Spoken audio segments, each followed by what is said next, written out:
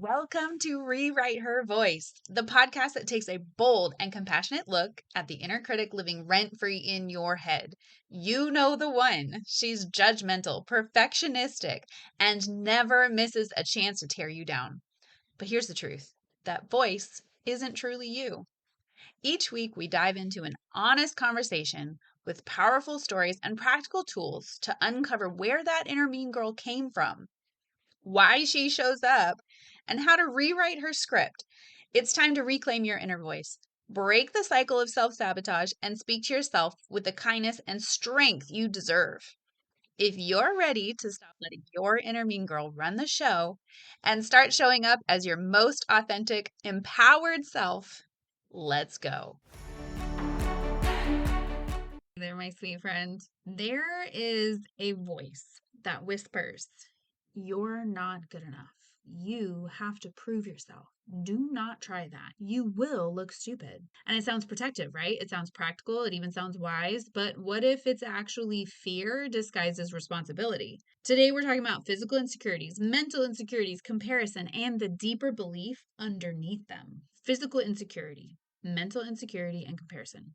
These are surface level experiences, but underneath them is often one core belief. My worth is tied to being valuable, useful, chosen. If I'm not impressive, helpful, beautiful, smart, productive, I'm not enough. So we attach worth to value. We attach love to usefulness. We attach belonging to performance. And the inner voice begins scanning constantly. Am I measuring up? Am I behind? Is she doing better than me? Do I deserve to take up this space?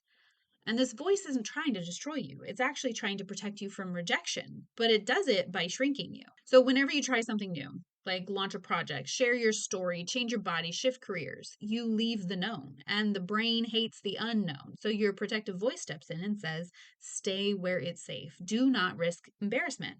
Remember what happened last time? It uses tools that have kept you safe before, like perfectionism, overthinking, procrastination.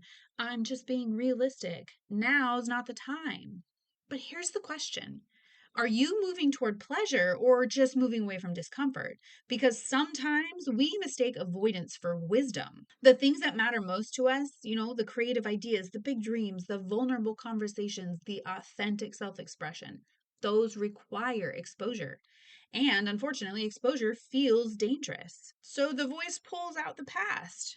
Remember when you were rejected? Remember when you failed? Remember when they didn't choose you?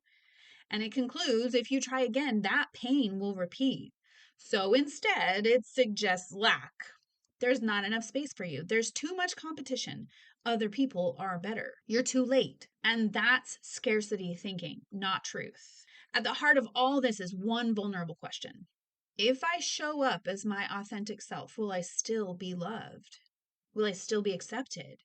So we edit, shrink, we overperform, we overgive, we overprove. Heck, we just try to prove. Because somewhere along the way, we learned love is earned, belonging is conditional, and worth must be demonstrated.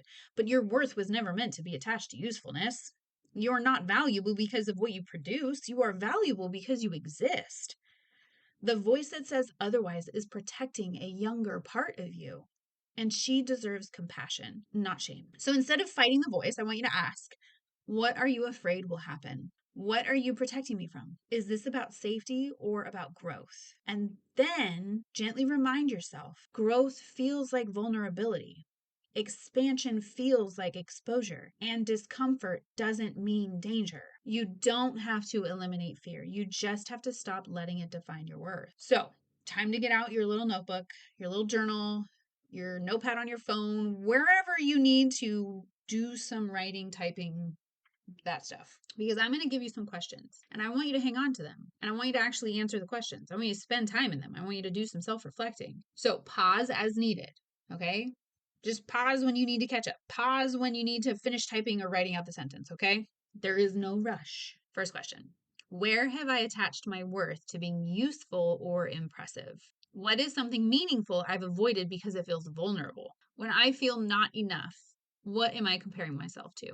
Is my current hesitation about true safety or fear of discomfort? If my worth wasn't up for debate, What would I try? Take the time. Do the self-reflecting. Answer these questions with honesty, okay? And don't forget to share this episode and these questions with someone that you love, with a woman that you adore and you know needs to be reminded that her worth is not tied to anything else except her existence. You are worthy, you are enough, and you are loved.